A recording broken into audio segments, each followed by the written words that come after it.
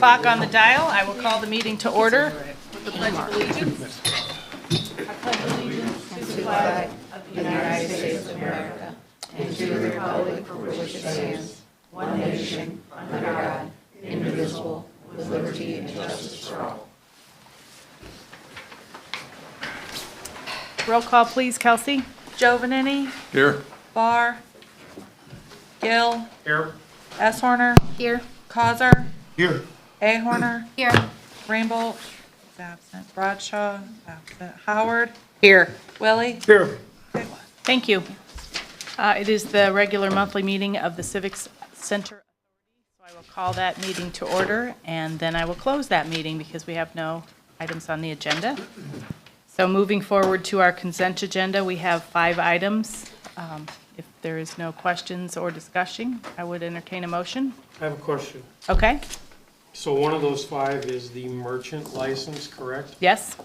2 of them. So where do they set up and do they have to rent space from somebody in the city or? It should be on their thing. I think they're both at in there. the Runnings parking lot. Okay. Yeah. All right. And Yeah, they're they both make there. arrangements with Runnings or wherever they go. Right. But I believe it's on the license where they're going to be, Yes. on the back side of each license.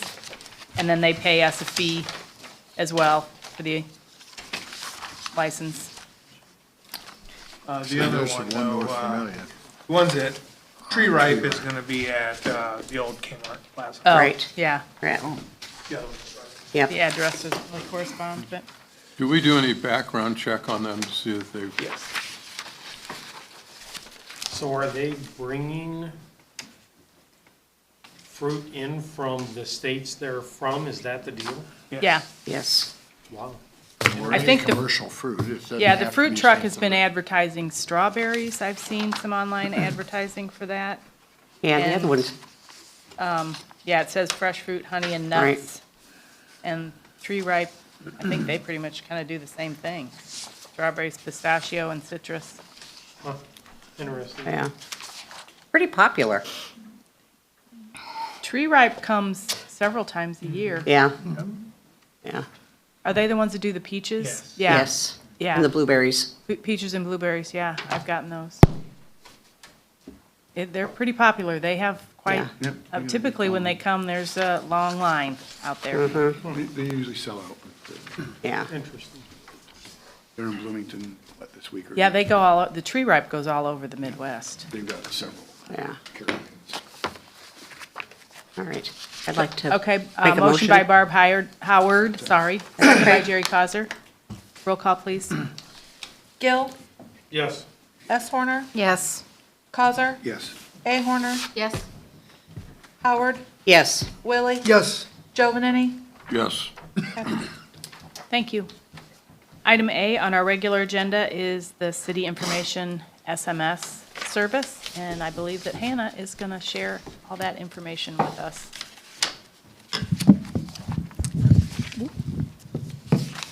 Try not to knock this microphone down. Good evening, council. Most of you know who I am. I know, I'm trying to, thank you. We need I'm a little step short. stool over there for you. I know. Thank you. Perfect. Okay, now I think you guys can hear me. For those of you who don't know me, my name is Hannah. I'm in charge of our marketing and communication channels for the city.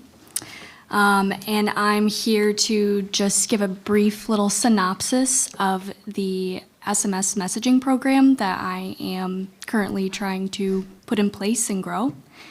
I just want to make it clear that this is going to be different than Nixle. So Nixle is our emergency communication text messaging system. It's a very similar sign-up program to where you text a certain phone number and then that's what signs you up for the emergency notifications. This SMS messaging program is going to be similar to where it's a different phone number, but you'll be able to sign up via through your phone, and then you'll be subscribed that way to just general messages to keep the community in the loop. It is completely voluntary, and I'm strictly just limiting it to residents of Pontiac and local people in Pontiac. It will not target like tourists or anything like that. I feel like the number one complaint I guess I get is that people just don't know what's going on in town. And I know that it's not like 100% possible for me to always get everything out and for everybody to see, but I think that having this text messaging program will help us reach another audience. It will be another way for us to get information in front of people that, you know, otherwise if you're not on Facebook or you're not looking at our email newsletters, how else are you going to get it, right? So I'm planning as of right now to talk about and send texts about leaf pickup reminders specifically, just reminder as to like, hey, you know, this is in place. I'm also going to discuss road closures and other like construction projects, especially in the summer. I know that that's going to pick up soon. And then I'm also going to discuss some like event reminders. It's not going to be every single event, but I will, you know, probably send out like a text like Tuesday before cruise night, that Saturday, and just say, hey, just a heads up, cruise night's this Saturday. We're going to have these roads closed. It's, our feature is, you know, it's semi night, so we're going to have semis. This is who's performing, that kind of thing. So, the nice part about it, though, is that I am going to include a URL link at the bottom, so that way if I'm a little bit restricted as to how many characters I can have per text, so I'll have a link at the bottom that will just direct people to our website, and then they'll be able to get more information that way, whether it's about the event or leaf pickup reminders and stuff like that. As of right now, I am planning to only send about like 3 texts a month. I don't want to spam people. I think that there's like a very fine line between sending out too much information versus not enough. So I might upgrade that, especially once it hits like June or July and we really start picking up on events and other things. But as of right now, that's kind of my goal as to what I'm aiming for. I also am utilizing this through Constant Contact. That's the program. And that's the same program that we use for our email newsletters. So when you do sign up for the text messages, you can also include your email. And then that way you can sign up for the city e-news too, if you're not already subscribed. The way that I am getting this out is I've already posted on Facebook, so I'm going to keep pushing it through social media channels. I have it in March sewer bill, but I'm going to keep putting it in the other future sewer bills. I also am going to have it in our email newsletters, on Pontiac.org, our info station bulletin boards. I made a flyer the other day that I'm going to drop off at the rec and at the library. And then I'm also thinking of even just going to some businesses here in town that have bulletins and just, you know, throwing it up in restaurants and stuff like that just to get the word out. So, long story short, that's pretty much my little summarization of it. If any of you are interested, I would like to walk you through how to sign up really quick on your phones, if you don't mind pulling out your phone. Promise it takes like 2 seconds. I already signed up. Amazing. So if you want to open up a new text message, and you're going to text the number 815-779-0640. And then you're going to text the word join. What was the last 4? It's 0640. Can you just repeat the whole number? Yeah. 815-779-0640. And then if you want to include your email too, next to the word join, that'll sign you up for the email newsletters too. And then once you hit send, you guys should get a welcome text, and then that means you're subscribed. Nice.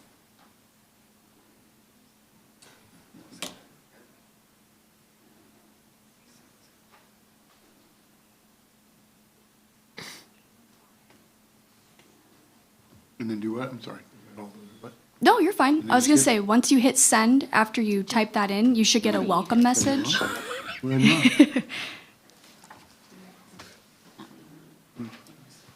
Oh, what? I thought that's where I was.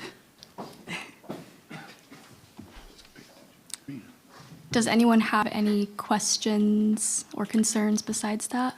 Are you prepared for text that you will receive asking you questions about things? Did you do the email? Yes, that is I'm glad you brought that up. So actually, since it is through constant contact, I am not able to receive replies. That's kind of the contract with going through them, is that like even if somebody wants to text me, there's no way for Okay. me to even get it. So the only So- thing they can test is the join part. Exactly, or if Okay. they want to text stop to Yeah, unsubscribe. okay, So- good. I mean, because my That would experience is be- people would start texting you at that number. Oh, yeah, that'd be a job in itself. Yeah, exactly. It would be like commenting on Right. social media. Yeah, so, okay, all right, well, thank you, council. Thank you. Thank you very much, Hannah. Thank you. Item B, approval of the construction survey on Water Street. I'll do my best to be a city engineer right now. The first one is the Water Street. That is for a construction topographical survey. There are two, a right-of-way survey and a topographical survey, one for 24,300 and the other for 21,600. This is part of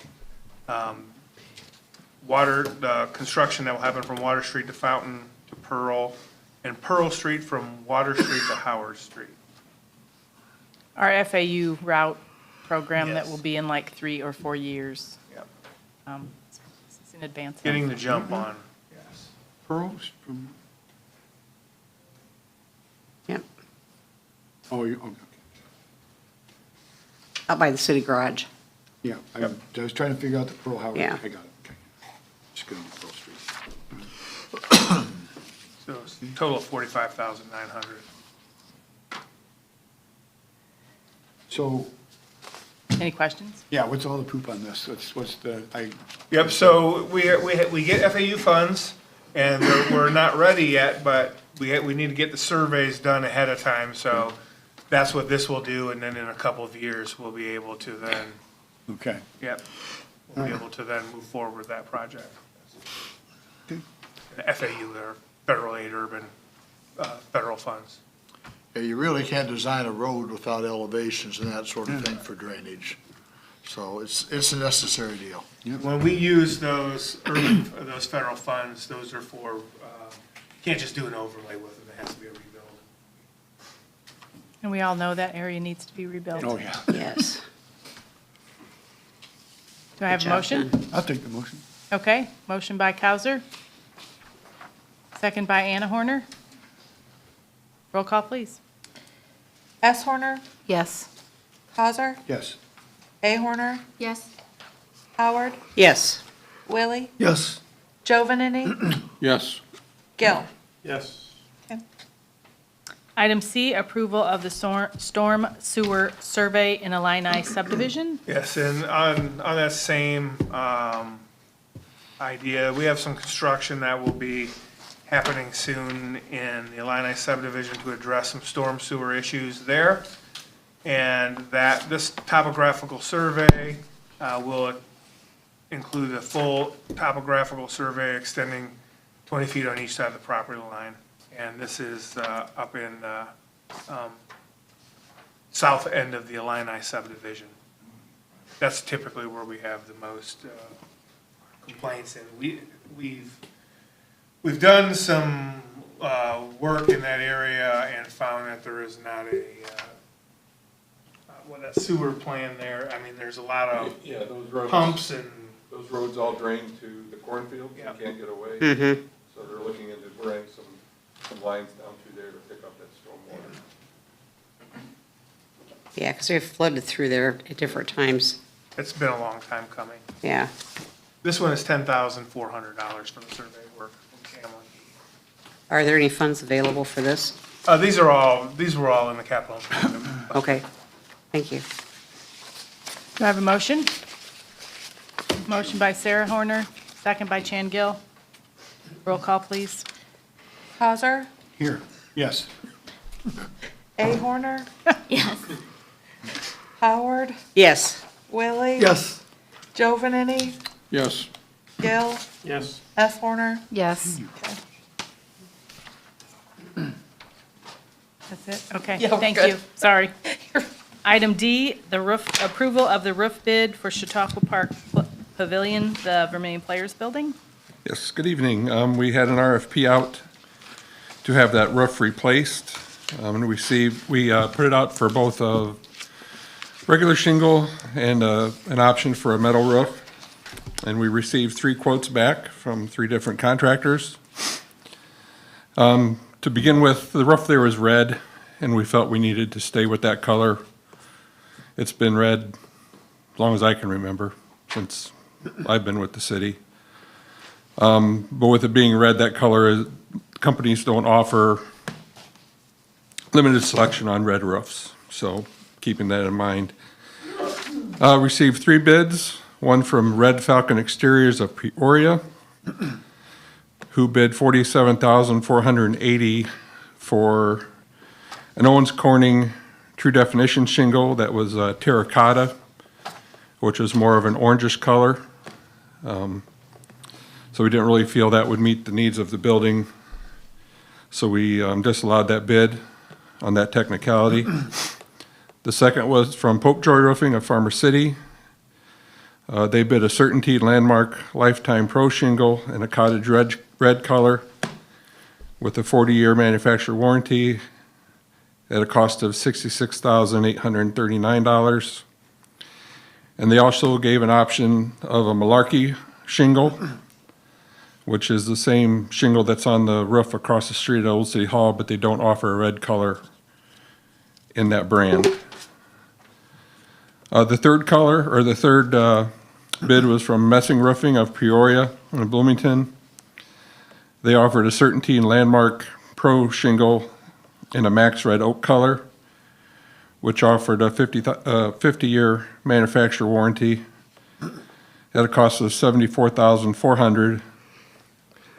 And they also offered an alternate on a metal shingled roof, with red not being available, at $177,400 for that.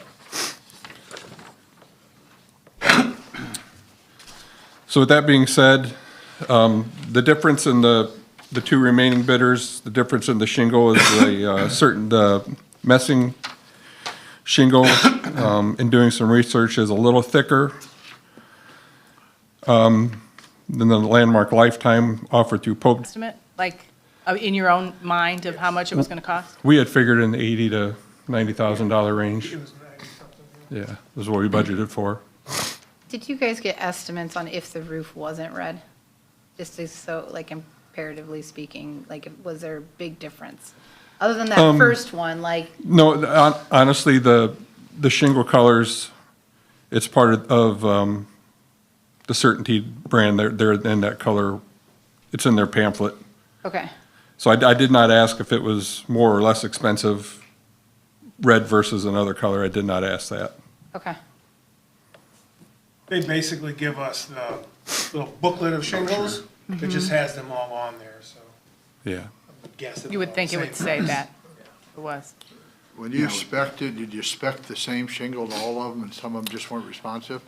No, I just specified whatever, different companies had different access to different products, right? So I just spec'd it to keep it in the red family and to provide their best available shingle. Is how I spec'd it. And it has to be red. Well, I mean, I'm not saying, color-wise, I'm not worried about. I'm curious about the price. If Right. that is definitely like, if that hugely increases the price. And I can't answer that without going back and asking them. Okay. What we think, is the first bidder, the Owens Corning, they don't offer a red. That's the closest they had was that terracotta, so I just don't think he had from the roof, the shingles that he uses, I think he just didn't have The an option, but closest. he wanted to make a bid. I know I asked Jim Melvin today why it had to be red. He thought it was on the historical register, Is it? but we could not find, I mean, I looked it up online and we couldn't find it.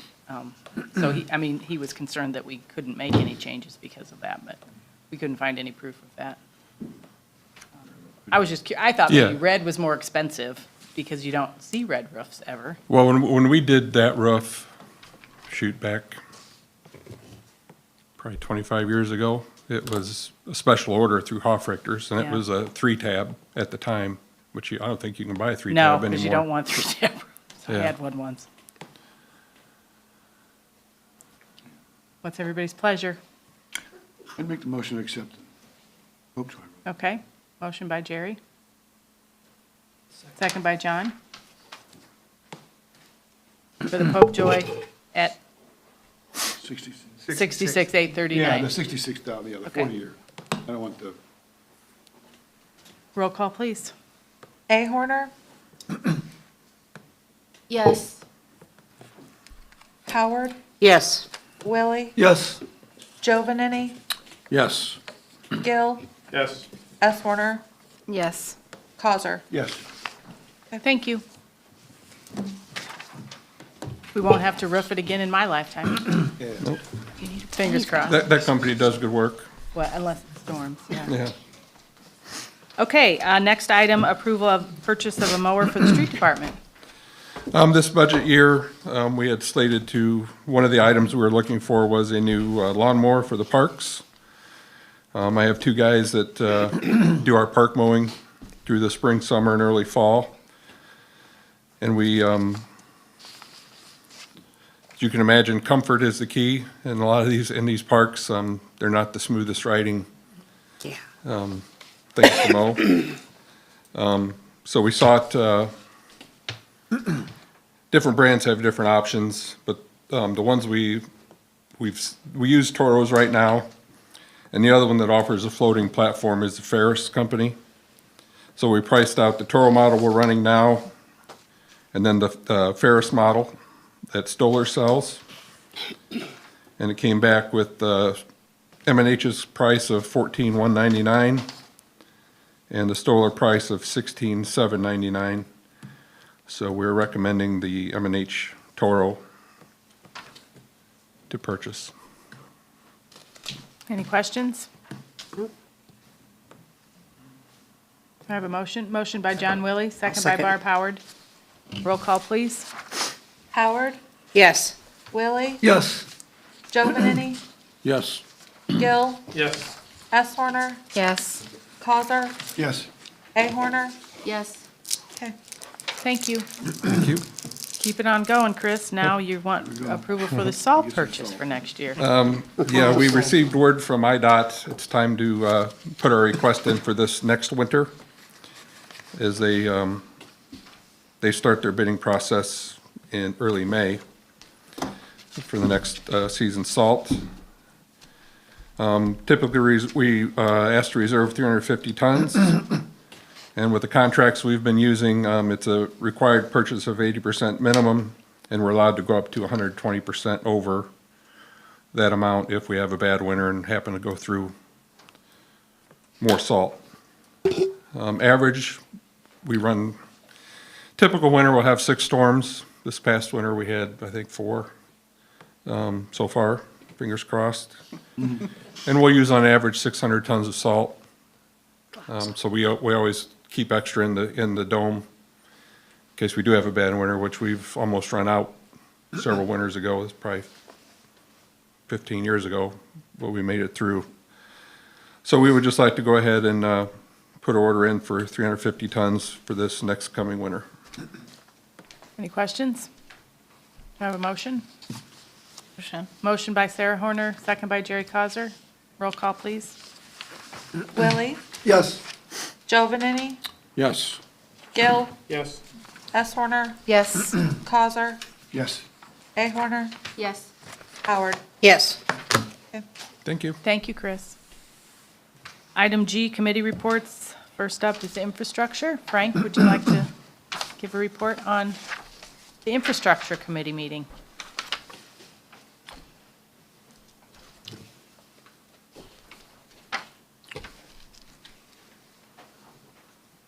We met on February 17th, and the synopsis in the packet was pretty good with brick streets. We approved replacement of brick for, I forget the Oh, for the gentleman? applicant's Madison name. Street. Yeah. Trans Patel. 422 East Yeah. Madison. And that's about that.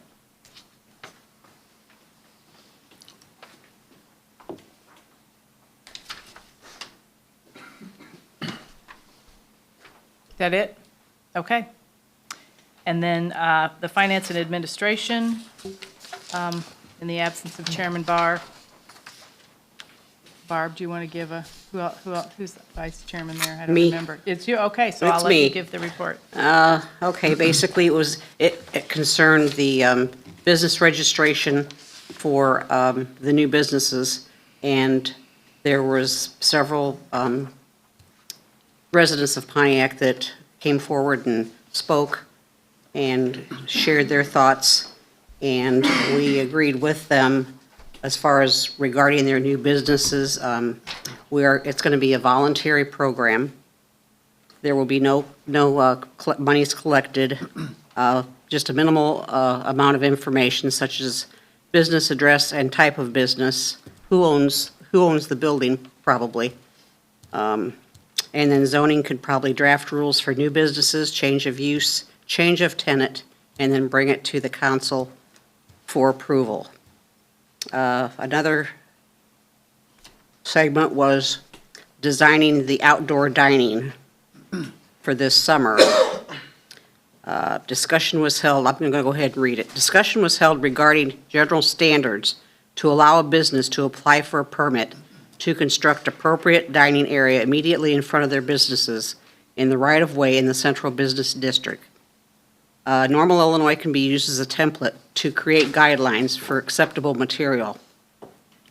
The committee encourages businesses to create outdoor dining space. November 1st was the consensus date for removal of the structures. Space used to not exceed width of property. Business must be open at least 5 days a week, not just on a weekend. Develop appropriate fee to use the right-of-way, and staff were directed to create the guidelines, and building and zoning would operate the program by permit and bring to council for approval. And also, we discussed mobile food vendors in and around town for special events. We used Ottawa as a model where trucks can be at public parks during the summer, except the complex, the recreation complex south of town, during city leagues. Registration fee was discussed per event, for $25 or $200 for max, and they must verify that they have public health license and Department of Revenue sales tax. One of the contingencies is going to be may not use city services such as water, power, or sewer. Staff to create standards and bring back to committee. Another thing that we discussed was gaming in the downtown, especially in particular blocks around the courthouse. There will be prohibited locations, and those will be published. There was also an option to buy out lease for permanent ease for the vertical bridge for the cell tower out at the city garage. And there were options presented there, and I think we counter-offered, and we're waiting for a reply. Thank you. If I could we roll back to Sure. the brick streets? Okay. In that meeting, it was discussed that we would follow whatever had been done in the past. But driving down these streets, you can see where some have been patched with concrete and some have obviously been left to brick. When did that change over, or has it always been We don't know. a one-of decision? Yeah, Brian had stated that in his tenure, as the engineer, he's always recommended brick be replaced with brick. And that the only times that concrete had been utilized were like if on South Moulton Street, the curb edge is concrete there on that street.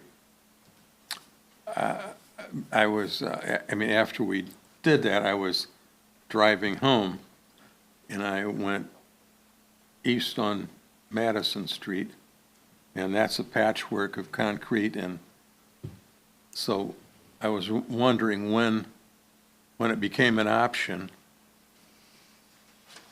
and when it, and when it hasn't become an option. The way I read things in the, from the meeting was, it would be returned to brick, if at all possible. At one time, our early ordinances, I probably go back further than anybody, early ordinances required replacement in concrete. It didn't designate what kind of street it was. Over 20 years ago, probably had a lot of controversy about brick streets, whether we should be rebuilding them, paving over them. And around that time, I think, is when they decided certain brick streets were worthy of preservation, and if you're going to preserve them, you've got to, if they're damaged, you need to fix them with brick. And I think the city even, was it Grove Street, we did a large stretch of brick, and spent quite a bit of money to do a large stretch of brick street to kind of prove the point. And I think the city also had some brick, maybe Chris knows, out of the, some brick that might be available to fix those holes if the brick is not in suitable condition. So it's just more expensive. It's just more expensive. But, you know, that's obviously a city council decision. You can not require that or require that. You know, it doesn't have to, just because it's history doesn't mean you can't change it if it's become impractical, if the brick streets have deteriorated to the point where preservation's not as critical. Well, I think we found that there was no written policy anywhere. Yeah. And so moving forward, I believe that we need to have an agenda for the infrastructure committee to look at our inventory of brick streets and determine which ones that we may choose to perhaps keep that way and which ones we are not going to do anything different with, you know, that we're just going to choose to let happen whatever. Speaking of inventory of brick streets, this would go to Chris. What is our inventory of bricks? Because that's not an ordinary brick. That's a Yeah, A paver. and a lot of those, particularly ones that we poured out and really rebuilt, we have piles out, kind of out in the timber, where the trees have kind of grown up around them. They're just, between sidewalk and street brick, there's small mountains of them, to be honest with you. There's ample to let this gentleman have if he needs them. But I think a lot of those, his contractor is decent. They can save quite a bit of it when they excavate. So, but we have, you know, just off the top of my head, we have Chicago Street is a pretty big stretch of brick street. It's actually in pretty good shape. We have Grove, Washington, Madison, Riverview, West Lincoln. Some of Hazel, maybe? Yep. You know, Yeah. From There's my, Hazel. and Alan might be able to remember too, from my recollection, we kind of focused at one time to do our best to preserve Washington and Madison and Grove as being our historic streets. I think that's right. They looked at the condition of them Yeah. as well as the location. Yep. I wasn't integral in that, obviously, but I think if there was a rule, it went back to some of the original city ordinances before we did our codification. And it might have been in the building its only ordinance. It runs in my mind there was some provision there for whether they could use lightweight concrete or what, you know, for that sort of thing. Well, there's a street that, I'm not sure it actually has a name. It comes off Water Street. It's only about a block long. Riverview. Is that Riverview? Yeah. Okay. It's pretty well collapsed in both lanes. Now, at some point, that has to be taken care of. But I think the way they do it, if you're, I mean, they're putting bricks on a concrete foundation, that should hold up as opposed to compacting something and putting bricks on it, because over a period of time, that will compact more. And What's interesting with a lot of those brick streets, they're 2 to 3 layers thick, if you really get down and dig into them. We had one block of Timber Street, I think it's the 400 block, we were gonna pave it Yeah. 10 years ago, maybe 12 years ago, and the residents petitioned to save it. They view it, I remember those residents came and said it was traffic control because they're bumpy Yeah. enough, people don't speed. Didn't they try Well, that that's on part of understandable. Henry or They're not South wrong. Street? They're not fun to ride a We had bike one over, but resident they're that okay. stopped South Street, but we did pave that one. Yeah. And we're gonna pave South Locust Street here, which is Break my arm. Are you? What's the weight limit on brick streets compared to other streets, Chris? Is it- we don't, we let trucks run them, yeah, we don't restrict. Doesn't do anything to them? Right. We had semis run on Hazel Street for years. What's, on the easement vertical bridge thing, what was that, what's that all about? Okay, so Vertical Bridge already has an agreement with us. There's a T-Mobile cell phone tower out at the city garage, straight at the end of Water Street. Yep. They want to buy out their lease and buy a permanent easement to get back to their cell tower site. And so rather than, because they have a lease with us with options up till 2073. And every 5 years, there's a 10% escalator in the fee, in the lease.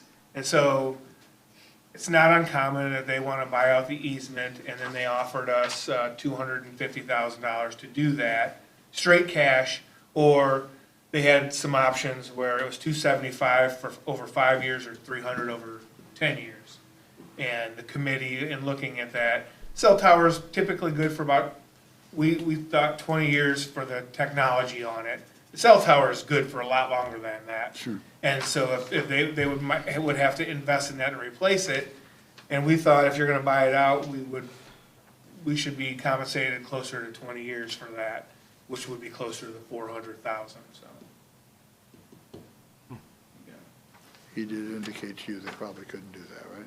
And they did, yes. They did respond to us that their second offer was $265 cash. So, and then on the mobile food vendors, so are the food trucks gonna be allowed to be every day in the parks during the No. summer? Or just No, on special it- occasions, or it doesn't say, it doesn't clarify? We just, I believe it was just on special, Yeah, by it's just on invitation special only. occasions, during the concerts, Special events, Doesn't say right. that. the cruise nights, things like that. we when we- discussed both, but we decided special events only at this Yeah. time. That's what. Yeah, not every weekend or not every Not on- Saturday, like at farmers markets and such. That was discussed, but we decided not to do that. And I had really good insights on that from a restaurant owner here in Pontiac, so. Thank you, Anna. On city property, but if, you know, someone on private property wants to bring a food truck in, we have no control over that. Right. Right. Even if we made an ordinance saying that they couldn't? You could. Thank you, Alan. Probably it'd be based on public health, safety, and control. It wouldn't be based on competition with Jerry. No. But you obviously can regulate with zoning what's appropriate uses of the property. So you've got the property owner wants to use his property a certain way and get revenue off of it. And right now as long as they, I guess, have to get any kind of permit at all for that? We're requiring a permit now. We have not had, Right. we have not So- had, Currently, they do not, right? Yeah. right. Can we make the permitting higher on private property? Or is that a problem too? If they're gonna be every day on private property, should that fee be higher for them? If they wanted, I mean, you don't have a food truck, but you got the deal at David's, Dinky Diner, whatever they call it, that's there every day in the summer. Yeah. You know, so it'd be very similar to that. That's been controversial too, the same way.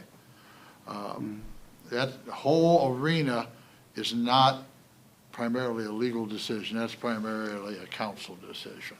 And it's very political because of what's perceived as competitive issues. You know, we had, back in the day when they did things at Wayman's grocery store, people that were in the restaurant business didn't like them cooking pork chops out front, you know, because it was in the restaurant business, but they were the meat business, and they would sell their product out on, you know, and cook it. So it's That's a probably little never bit gonna different when satisfy, they're sitting probably on, not gonna a satisfy. little different when they're sitting on a brick and mortar though, you Yeah. know, already, is what that's. So, Are you And talking it's about? their own product and it's their own business. It's Yeah. still their business. no, When I you're bringing get people it. from out of town, I it's don't, a but I whole don't different thing. think competition by itself is the basis supportable by law, but you can come up with a basis that would do it. You know, it probably can create some kind of basis for it, if that's what as long as it wasn't stated it was to prevent competition, you know. And I get it too, that overhead costs are huge. So the brick and mortar guys have to do that. And they have not. And I guess nothing And then we stops the brick permit and them mortar for guy from $25, it's like having the Mario's dropping the food bucket truck to them. either, you know? Well, I had examples from about 5 other communities of their ordinances and what they do allow and not allow. And most of them have, if they allow them on property at other times, they require a permit of at least $200 a year. Some were there was a couple that were $500 a year to operate. I'm assuming they made them account for sales tax. Well, that's why you check, they have to Right. submit their revenue stamp numbers, they have to submit like a lot of, you know, all their licensing that they have, they Yeah. have to submit on the ones that, you know, the comparables. But I think that's why it was decided that was just by our invitation only to special events. And the $25 is every time Right. they are set up at those events with a maximum of 200. Yeah, the special events, I'm fine with that. I'm all for that. We need them here for them. I mean, I remember years ago when I used to work with Colorado in the auctioneering business, you know, we had, was it the McCoys set up their truck for years and years at all the auctions. They did it at Imke's, they did it at Rano's, they did it at everybody's, and that's on private property, because that's when they used to have a yard auction instead of have to go to the sale barn. And it was, in the farm auctions, you know, some guys went to the farm auction just to get a cup of coffee and a sandwich, you know. And that was prior to COVID and tariffs too. Yeah. Okay, Okay. we ready to move on? Item H, ordinance 2026-0005, amending the municipal code for video gaming in the central business district. Yep, so as a result of the vote in the infrastructure, the Finance and Administration Committee, the recommendation was to add, on page 2, it's number 6 and number 7, which is the 100 block of West Madison Street and the 100 block of West Washington Street as areas in which video gaming is prohibited. So that would add, a passage of this ordinance would add those 2 blocks to the prohibition on gaming in the downtown.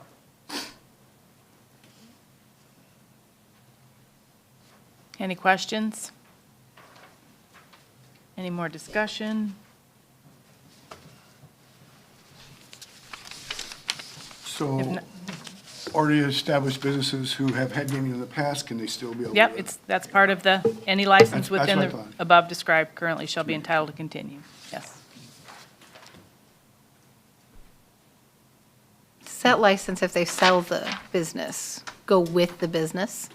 No, the No. licenses do not go with the business, and the ordinance They can't. should be, let's see, because I didn't draft this. Well, the way it says is if the gaming So as long devices as they're are continuously maintained on the premises. Well, arguably, if you don't want them to be passed with the ownership, it is possible on a sale to work the termination of this guy's license and the commencement of the buyer's license, so there's no disruption, which would arguably meet this. So if you want to say, if it changes ownership, operator, it doesn't say that.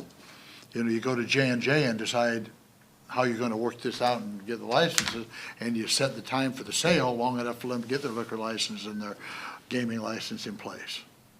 So if you wanted to say that if the current business is grandfathered, but if they sell, change ownership or whatever, they're now subject to this, we need to change the wording. Doesn't say that. Okay. I think we should. Yeah, we probably should have. Yeah, okay. How many businesses in what this, is it like one right now that has it, that's grandfathered in on this? In this area? Yeah. In the prohibited area? It would be the Yeah, it would be, Old Bernardi's, right? No, that's- the Mill Street Mill Tap Mm-hmm. would be the one, Yeah. And that'd be the only one this would apply to then? right? Because down the street, like Bob and Ringo's is in the 200 block of Right. Right. West Madison, so that's not on here. right. So Mill Street would be the only one downtown. And Okay. like their current change, that, yeah, everything was smooth transition. We didn't have, you know, well, I mean, this wouldn't have applied at that point. Well, yeah, it did. It did apply. But they just transferred over all the machine, you know, nothing ever, the machines weren't removed from the premise. They just transferred the licenses. I mean, as far as, we don't have anything to do with that part of it when they get their license. Because they're not getting a gaming license from the city. What is it, Alan, if they sell on contract or something, that it kind of can stay until the, Well, I mean, if you do a business sale, and I wasn't involved with this one when it happened, other than the fact that the people that were involved looked for some history from the prior owner that they couldn't find. But you do a contract and you try to coordinate everything to keep a business going. So if they close the door at 5 o'clock one night, the next day, the new owner picks up and it's operating. So you set your closing and do all your planning in a way that that's all doable. So it's all got to have a chart of time frame, and it doesn't always work, and then sometimes you get extensions or something for the closing because they didn't get the gaming license, didn't get the liquor license. But I think it's standard practice if you're buying a going concern to not want to have a gap. You try to have continuity. And this would permit continuity in perpetuity if they manage to keep continuity if they changed ownership. Somebody dies or whatever, it didn't stop. He just says as long as they're continuously maintained on the premises. So when somebody said, well, we've changed ownership, fact is, the gaming machines can stay on the premises continuously during a change of ownership with proper planning. It could also end up being removed with the gap if they didn't plan it out right, or there's a glitch in the buyer's ability to get the license for some reason, has something in his record or something that would allow him to get it, be a different deal.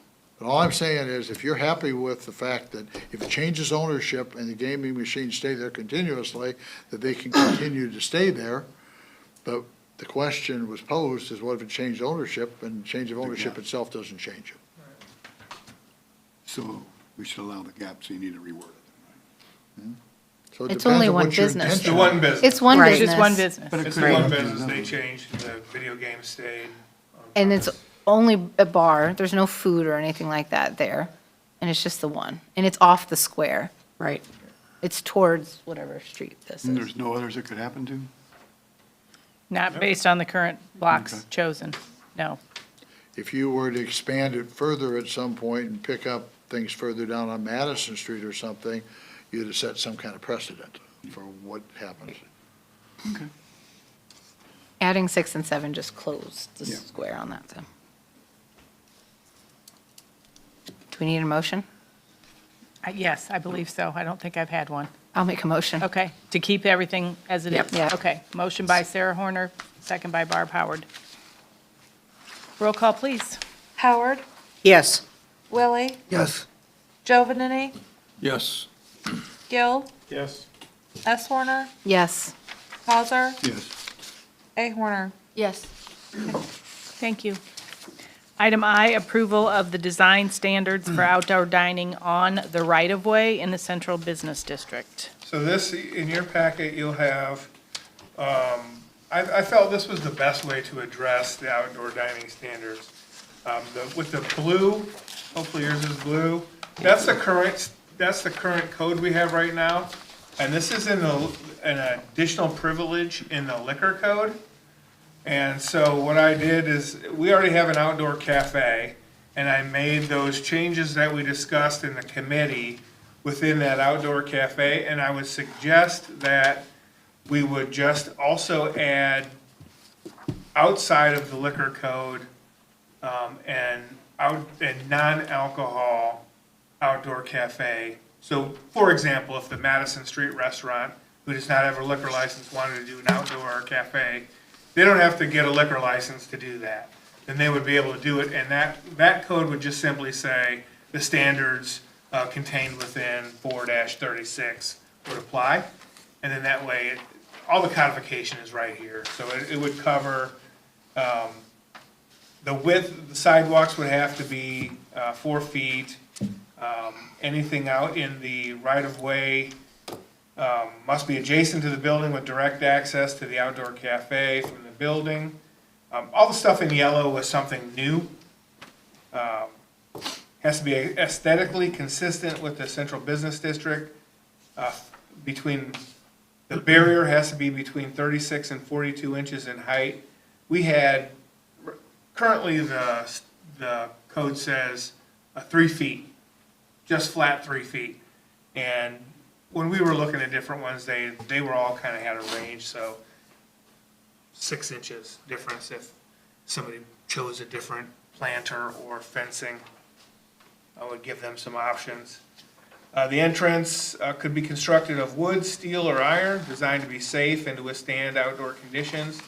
Designed as a temporary structure which shall be removed from November to March, inclusive or as otherwise directed by the local liquor commissioner. Ingress or egress to the outdoor cafe must be accessible by a ramp or flush with the curb line, if any. No steps are allowed. If the outdoor cafe is not immediately adjacent to the licensed premises and not on the sidewalk or within the parking spaces, it has to be located within 20 feet of the main entrance. Constituting the premises, the outdoor cafe must have a permanent fence, wall, or other barrier with accompanying planters approved. This section here is currently in there, and its idea is these are like a permanent outdoor cafe that the city was going to allow, not within a parking space, if that makes sense. So those ones would be permanent. That one really didn't apply to what we were so much talking about. And then on the back page, there's a lot of that part is new as well. Right. Other standards, outdoor furnishings, maintained in a safe and clean condition. Right-of-way use of furnishings may be secured within the right-of-way use area or stored indoors nightly. Tablecloths are permitted. They shall be brought indoors nightly and shall be cleaned when placed outside each day. Outdoor dining furnishings shall be commercial grade and designed for outdoor use. All furnishings properly maintained and cleaned regularly. Tables and chairs be of the same or a similar compatible design. Plastic or resin tables and chairs are prohibited. All tables and chairs within the use area shall be of the same or compatible color. Bright, reflective, and fluorescent colors are prohibited. The following is a list of permitted material. For the framework, wrought iron, fabricated steel, cast aluminum, cane, or teak. For the chair seats, wrought iron, fabricated steel, cast aluminum, cane, teak, or rattan. The tablecloth, or the tabletop, solid tops of slate, marble, granite, boss stone, wrought iron, embossed aluminum, teak, tempered glass, and mesh tops of wrought iron and aluminum are permitted. Plastic and resin tabletops are not permitted. Umbrellas and stands. The table center and freestanding umbrellas are permitted. All umbrella panels shall be of the same solid color. A complementary solid color may be used for trim such as piping. Patterns, floral, stripes, etc., and fluorescent colors are prohibited. And the following is a list of the permitted material. Umbrellas, canvas only, vinyl or plastic umbrellas prohibited. The stands are case aluminum, wrought iron, fabricated steel, or wood. Lighting, Under umbrella lighting, directional or tube lighting, and tabletop lighting, candles or other low-level light sources are permitted. Lighting shall create a soft glow directed at the tabletop or cart surface. Lighting shall not create a glare or fall outside of the use area. To provide for a warm glow, lighting sources shall be of the warm white light, 2700 to 3200 degrees Kelvin. Cool white lighting can create a harsh glare and is prohibited. Bare bulb, neon, backlit signage, colored lights, blinking or chasing lights are prohibited. Lighting connections cannot interfere with accessibility or create any sort of hazard. Portable heaters, standing portable propane heaters are permitted, subject to review and approval by the fire department. And electric or fuel heaters other than propane are prohibited. We had talked about no signs no signs, that's already in the outdoor cafe, statute, so or code, I mean. So most of all the other things are within there, so it covered a pretty good, I thought, array of what we were looking for to allow them some creativity in their design. The idea was, that it be planters and that we would allow fencing, but plants had to be part of the overall plan.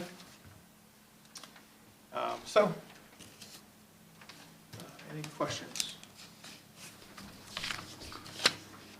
We talked about that if they got parking spots, it would just be in front of their own business. That language is in there. Yes. And then we also talked about like a rental or a lease fee of sorts. if they were gonna Yeah, use that. so, that I left up to you guys to determine what you wanted.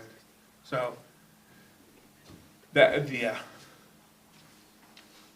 Currently, the outdoor cafe addendum is $150. Okay, And it is, just so you know, that's a one-time, the outdoor addendum is a one-time thing. Like, if you get an outdoor addendum, you pay it one time, and that's it. you don't do it annually? Okay. I didn't realize that. Yep. I thought it was part of the license fee every year. Is this something we can do every year to, like, basically if something happens in the previous year, next year we can definitely review it, that sort of thing? I also think that if you were taking up a public parking spot, that the public is owed a little something from it, even if the fee is just $150 for the whole season, which is about 6 months. Yep, yeah, I mean, I think staff recommendation would be just change the outdoor cafe addendum to an annual $150. Okay. Any other questions, comments? And they can serve alcohol, as long as you're sitting there dining, they are allowed to serve it and drink it out there. Correct. Okay, Yep. So if this motion passes, then we'll draft an ordinance to codify that and bring it back. So then there won't be any more kickouts then? It'll just be on sidewalk stuff? They would have the option to be able to do it on the sidewalk if the sidewalk were able to Had enough accommodate space. what they're wanting to do. And they would also then be able to show a design where they were using parking spaces directly in front of their building as well. So, gives them some options. Some of the areas, the sidewalks aren't necessarily the best Yeah. avenue right now, either because of the Width, yeah. age of the sidewalk and its slope, or just the width of it. but we make sure if they're on the sidewalk that like it's ADA and wheelchairs can get by and the whole Yes, bit. that's Okay. contained in here as well, that they still contained in here as well as they have to maintain City of Pontiac codes, in which we have adopted all of the building and international property maintenance codes as well, and the ADA. So if they use the parking space, it still has to be ADA entrance to the area? Yes. Yes, Yeah, yeah, and they would I thought not be that's what I able, read. you would not be able to remove an accessible parking space to use as outdoor. Oh, okay, yeah. Okay. Yep. That makes sense. Yep, it's in here. So as long as, if they take up 2 spots, or their building is wide enough for 2 spots, they can lease 2 spots Yes. then? Okay. Are we having them pay by spot or just the one-time fee per business? That would be up to you. Yep. I'm okay with per business. Yeah. No, We don't want to take away their profit. no, it's a little something for the taxpayers and that's it, so. If we had so many that we had to bring it back, that would be a good problem to have. Yeah, I would say so. Yeah. Means the weather was nice enough for us to enjoy it too, so. Have we done a survey to see who wants to do it and who doesn't? I don't think so. Yeah, I mean, Akers always asks us, like, when we were doing it before, he's shown us designs of what he actually wants to do to make it look a little nicer, than just the metal fencing we had provided. Bob and Ringo's and them don't have any interest, nobody's mentioned any interest. Well, there's Well, they had the behind the back building. alley. Oh, yeah, that's Right. right, they had the building. So, Cup and Scone might do something, because they have before in the past, Yeah, but they I don't got know the kick out, if so they will they- again or not. Might as well. Would we allow them to permanently attach it to the sidewalk? no, No, has to come down by November 1st. yeah. It's temporary. It's temporary. What about a temporary attachment where you put a bolt anchor there to hold it up straight and keep it from falling down and people moving around? Would that be permitted to have some damage to the sidewalk? Right, so we discussed that, and our thought was there's enough designs out there where that shouldn't have to be necessary to do. Heavy enough. Yeah, if you make your barrier out of planters, that would be stout and, or if you're using like a wooden fence, as long as you connect it all the way around, it'll stand, and then you can hang your plants on the outside of that fence.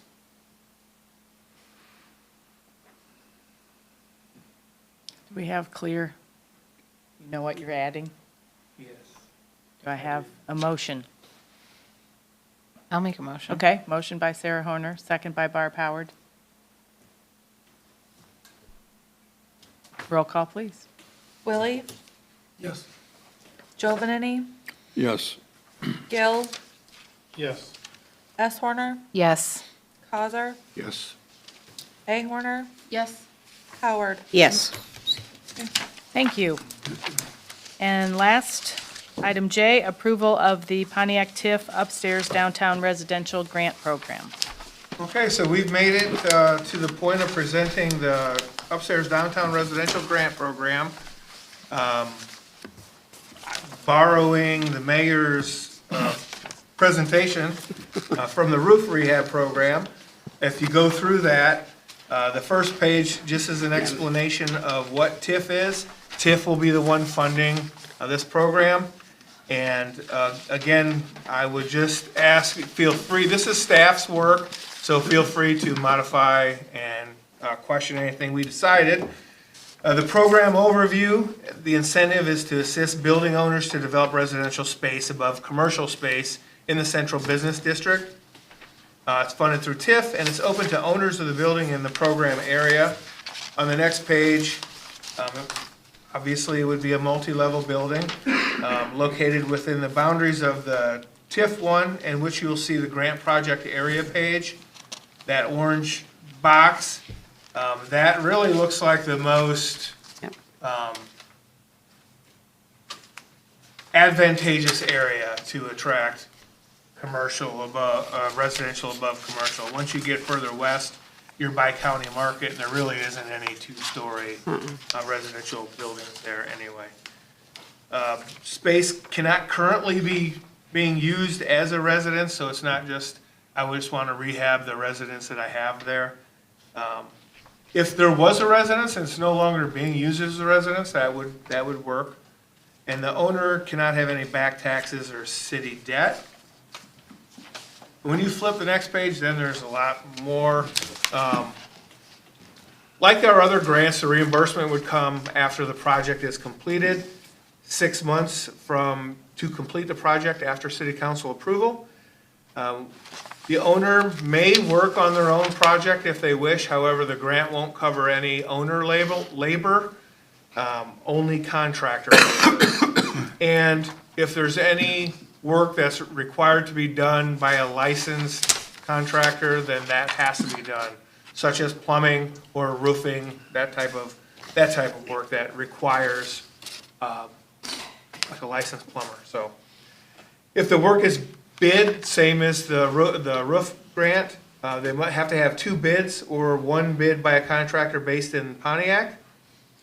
The owner cannot have any zoning violations, unpaid real estate taxes, or outstanding debt owed to the city. The only exception is that is if their zoning violation is gonna be corrected by this residential, build, then that would be okay. All city codes must be, followed. The owner has to retain ownership for 5 years or will be subject to a reducing payback schedule. That payback schedule will be exactly the same as it was for the roof program, which is the first 2 years. They have 100% payback and then 25% each year thereafter paid back. So 3rd year, 75, 4th year, 25, 5th year. Once they hit the 5th year, then there is no payback required. The project area must not have been residentially occupied for 3 months, completed within 6 months. The residence must be occupied within 3 months of the project completion. I just put a date in there that, to make sure that they actually use it for what it was intended to be used for. I also added in there that any rental or lease agreement must have a minimum initial term of 1 year. So we want to make sure we don't have somebody say, hey, you can come in here for a month, and then after a month, I'm turning this into a short-term rental.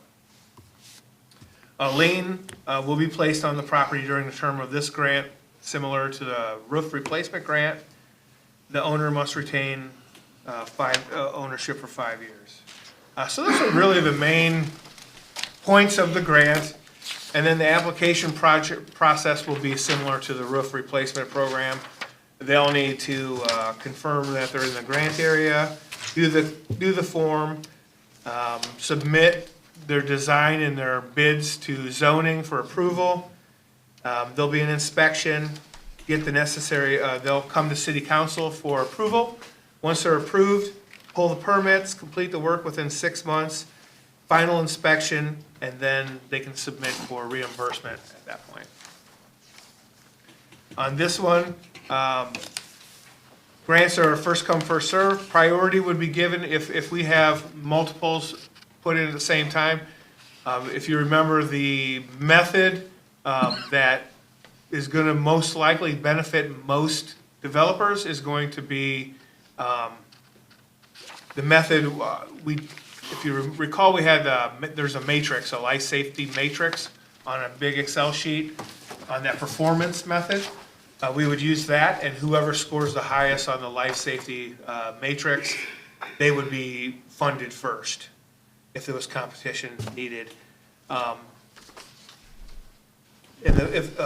That's in there 3 times about. Apparently, I wanted people to know that if it's sold within 5 years. Yeah, you really did, I saw that. And then,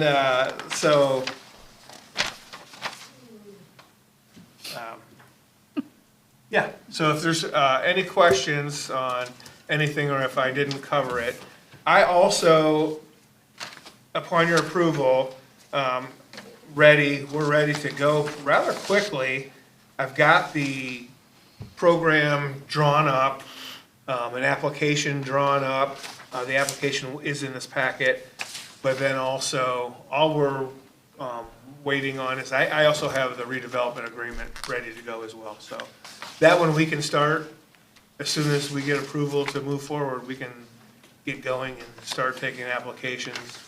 I don't have to worry really about any payouts before April 1 because they won't be there. So we'll be in good shape.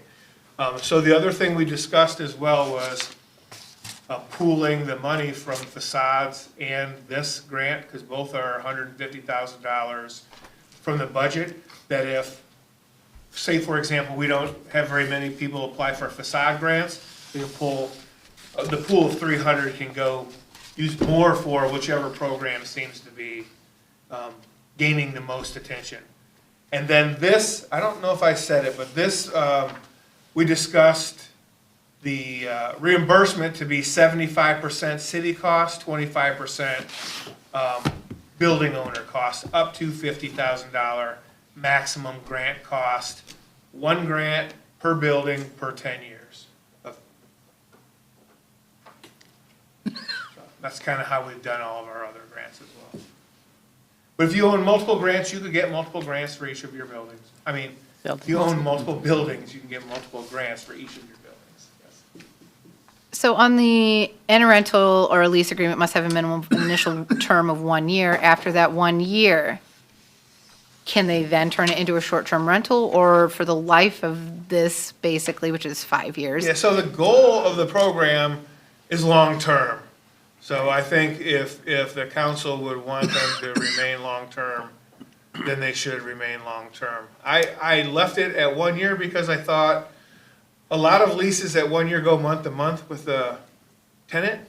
And if you get a new tenant, then within the 5 years, you should do another year. And maybe we should add something in there that you can go month to month with your tenant, the same tenant, but if the tenant should change, that new lease has to be a year through 5 years.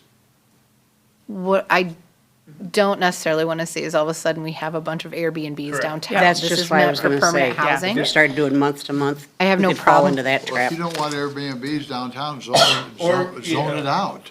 Yeah. Put in the zoning, you can't have Airbnbs downtown. I have no especially problem if- with it, but this is grant money from the city. Right. And so if they're We taking can grant money from simply the just city. say, there are no short-term rentals with, Right.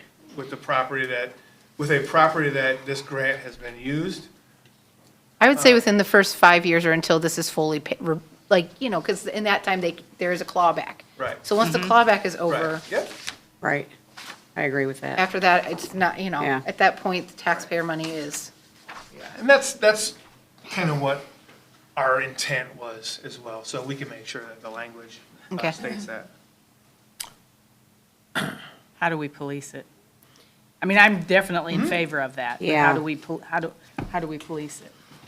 And Well- If they don't have separate sewer service, it's gonna be very difficult. Well, I think on the, I have in the redevelopment agreement that the owner of the building is required to cooperate with us and provide us information. And I so mean, if somebody we, gotta ask him and yeah, enforce so it. if we Yeah. inquire who if the tenant's is still the same, that, And it might not be the tenant, maybe the owner fixes it for upstairs to live in. correct. Yeah, which Yeah. that, Yeah, either or, it could Be be owner manageable. occupied or long-term rental. well, we talked about that too, as far as owner occupied, because then we said, what if they had a house outside of the downtown area? That turns into an Airbnb and then they just move in downtown, that kind of defeats the purpose. Because then we've still lost a residence. It's a net zero effect on that. So I have a bit of an issue on that front. Okay? And that might be splitting hairs, but the whole point of this is to increase housing, and at that point, we're not increasing housing. It's a net zero effect. Right. How It many of used to be those, very common years ago for owners of businesses to live above the business. That was a common way of doing it. And Yeah, I'm, back in the day. I guess what again, what I don't want to see is like the house ending up on an Airbnb when we're short on housing, if And that we makes need to sense. zone it to restrict Airbnbs across the whole town. You have, I mean, we can have a lot of control on Airbnbs under zoning. If you think there's too much of that going on, put a system in place where it has to be only in like R2, R4, whatever it is, get rid of it in R1s. You know, there's a lot of things you can do, and a lot of communities are being proactive if they see it as a negative, and if it's taking out housing that's otherwise available. But that's, if you want to really answer that question, you've got to make it beyond the grant. You've got to make regulations beyond just the grant. And that's a start, because that might make the Airbnbs go back to what they were originally built for. Because there are apartments in town that are Airbnbs. There's like 36 of them. To me, this is focused more on the grant itself. That if you are Yeah. taking money from the grant, Right. this is kind of part of it. What you're talking about is a much broader Yep. thing. I'm I hear talking, complaints all the time about it from neighbors and everybody. I'm sure. I hear from neighbors, they don't, the neighbors in a subdivision typically don't like the multiple tenant use. You know, I get it, and I said, well, it's up to the Yeah. council to zone it, talk to your alderman or the mayor. Yeah. well, we've been limited capacity and abilities up until recent months, I mean, there wasn't much that the state statutes allowed us to do, but now we have a little bit more leeway that's happening, so, one time. So that's There we go. something we Doors we opening. need to take to committee, subject about the full zoning on Airbnbs. Would be outside of this, Right. yeah. That's fine, but for this one, for the first, for the 5 years until the clawback is over. Yeah. That's fair. You got what I'm saying, you Yeah, know? yeah, absolutely. yeah. I mean, it's, That's the that's the purpose thing with of what we're grants, is wanting. if you have a grant and you're giving the money, you get to make the rules with the There's some money. strings attached. There's Right. strings attached, it's the same Yep. And lending. that's fine. Now, the owner deal, that's a little harder if an owner wants to live up his building and happens to have another place he turns into a rental or something. That's a harder thing to enforce if he's living and it is a residence. What if for the first 5 years, we say it has to be a rental? Do you want to build your property above, fixed up the way you want it, then let people live there for 5 years and then move into it after 5 years, after it's been rented for 5 years? Probably not. I mean, the condition would not be what it was when you made it, you feathered your nest. 5 years later, it's not going to be the nest you feathered. Okay, I mean, I just see somebody building something they want. I mean, look, the best example I've got probably was the Dargan building. I mean, John Dargan built his upstairs the way he wanted it, and he enjoyed it. And subsequent owners have enjoyed it as well, but, you know, that was his plan and goal when the building was made. And well, he did without a grant, though, so I he mean. did not apply for a grant. He I did get- not get any city help. I get what you're saying, that if we Didn't address need it. this outside of this, so, in its current form, as long as we, yeah. So as long as it doesn't turn into an Airbnb in the first 5 years or before the clawback runs out, then, I think even if it's an owner thing, you could say the no Airbnb, no problem at all. It's when you do it, said, well, it creates another Airbnb because the owner moves. okay, But I think it doesn't matter if it's owner or rented, it's not an Airbnb. You can say specifically it's not to be an Airbnb or short-term rental, however you want to define it, because that's your grant. You get to do that. okay. So is that your motion? Yeah, for as long as there's the clawback, so Okay. with the first 5 years. Yes. Motion by S. Horner, second by Barb Howard. Yep. Roll call, please. Joe Vanini, Yes. Gill, Yes. S. Horner, Yes. Causer, Yes. A. Horner, Yes. Howard, Yes. Willie. Yes. Thank you. Under mayor's comments, I want to give a little brief report on my attendance last week at the Rural Community Economic Development Conference put on by the Illinois Institute of Rural Affairs. It was really a great conference. I would like to hope that maybe next year a few more of us can go, because there was a lot of good sessions, and I was by myself, so I was having to make decisions about what to go see. But I'm going to give what might seem like a long recap, but it really was probably one of the most beneficial conferences I've attended to date.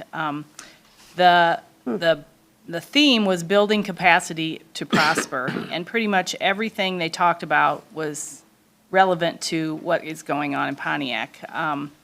But the opening session, the opening remarks that we were all in, it was Bridging the Divide, Why Rural America's Future Depends on Entrepreneurial Ecosystems, and that was put on by the Center for Rural Innovation, which is based in Ohio. And then the Rural America's Manufacturing Moment, Aligning K-12 and Industry for the $1 trillion opportunity. That was the McKinsey Institute for Economic Mobility. And the focus was, how do we get our vicious cycle into a virtuous circle? People want to live in small towns. Quality of life here is critical.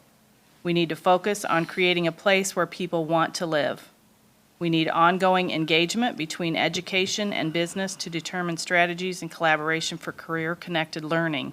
What they talked a lot about was how there are a lot of local job opportunities with healthy wage opportunities for students that may only require a couple years of post-high school graduation, if not things that they can learn at the LACC.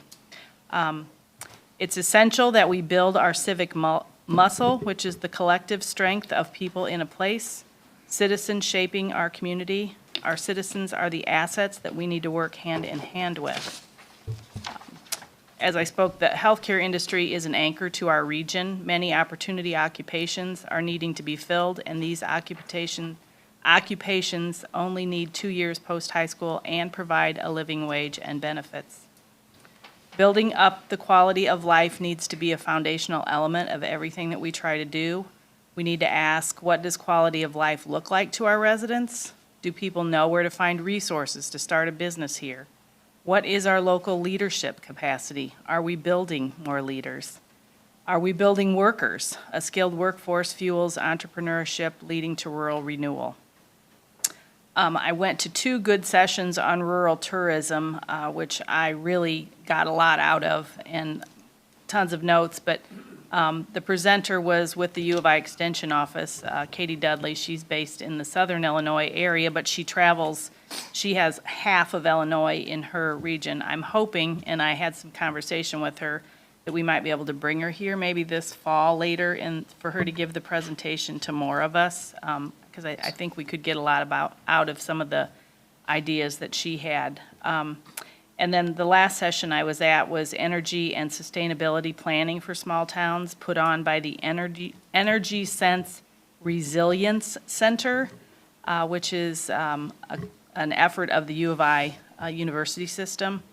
And that had a wealth of information about energy efficiency audits, planning, and incentive programs available to assist municipalities and small businesses that can bring significant cost savings to us. A lot of things that we might be able to do in and for our buildings that we can get paybacks. There was representatives from all the utilities in Illinois in attendance, Ameren, ComEd, and NICOR, and they have a lot of money to give away for programs, and they aren't getting people to even apply.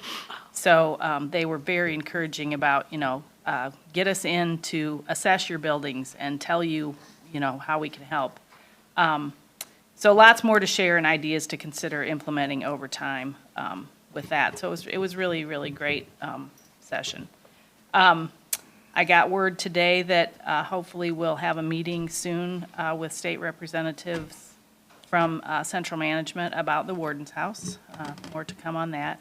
And then Saturday, we had our first brainstorming session with a group of people who have agreed to come and help with America's 250 activities this summer. And it was really a great session. We had a super brainstorming and lots of great ideas. And we're going to be meeting again in a couple weeks and have some momentum going with that. So that's all I have to share today. Any city council comments? I have just a little one here. Great. So I would like to take a moment to remember one of Pontiac's most exuberant and social citizens, my cousin Missy Horner, who passed away last week after a long battle with cancer. A lot of people in Pontiac knew Missy because she rode her bike everywhere or walked everywhere for as long as she was able to. She loved Pontiac. She loved people. For Missy, strangers were just a friend in waiting. And once she knew you, you were likely to be a recipient of her enthusiastic and joyful hellos.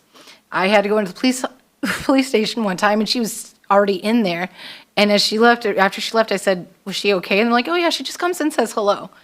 But in remembering her life, we see that in many ways, Missy is an example of some of the great things that Pontiac does to just support its citizens. Missy was a product of Pontiac High School and the Peers program. She was a Special Olympian and champion. She was a product of Futures, which gave her the opportunity to live independently and work independently. We are lucky to have programs like we do at the high school and like Futures that allow all of our citizens to feel valued and worthy, to give them purpose and pride, and to help them feel part of our community. Thank you to all of those who work to keep these programs running and strengthening all within our community. My cousins certainly received the benefit of your work. Let's all take a little inspiration from Missy and find joy in the simplest hello, and remember that all strangers are just friends waiting to be made. Very nice. Thank you, Sarah. Anybody else for the good of the cause? Okay, city administrator. I would say my favorite Missy Horner stories, years ago when Futures cleaned the police department, she was an employee there. And then even after that contract ended, every single Friday, she came in and just said hello. And so she got to know the police officers from when she worked there to when, even new ones that, like, they would say, who's that? I'm like, every Friday. She's going to come in and she's going to say hello. So you knew it was Friday when Missy was there. So. Other comments, the substation is out for bid right now, and that is out on the Farnsworth site. If you could, the planners list is public, you can look. There's actually quite a few of contractors that have already pulled plans for it. So that looks encouraging. Hopefully that continues to move. That bid should come down at the end of the month. And lastly, before we hit the public comments, I don't know if you guys have any, but I would just like to acknowledge all the scouts here today, observing their government. And the last thing I have is we've been in contact with the school regarding the pool situation. I have a meeting coming up with Dr. McGuckin this week to talk about those repairs and the timeline and that sort of stuff. I'm told that nothing's happening at a minimum until May 1st. So. Great, thank you. Public comments. Anybody? State your name and address, please, sir. Okay, Nate Miller, 519 East Chestnut Street. We bid this mower that you guys just approved, and it seems like it always comes in two parts when you do business with local business. The first half is when municipalities can help out with these small businesses, it obviously helps with revenue and keeping the business afloat, because businesses like ours are pretty non-existent anymore, so it's always appreciative to do stuff like that. And it's not so much about the sale, it's more so when you go through town on Friday night and you see the Toro on the city trailer, it's always kind of nice to be able to see that. So it not only backs up the quality of the product, but people around town notice that and come in, and we get handful every summer that say, we saw your product on the city trailer and we came in because of that. So it's always appreciative to be able to continue to partner with the city and do stuff like that. So thanks for your business. Thanks, Nate. A strong town supports itself, so we all have to work together to keep your small businesses, because the money comes around and goes around. So, Good job, Nate. okay, with that, I would entertain a motion to adjourn. Anna and Jerry, all in favor? Aye. Okay, thank you.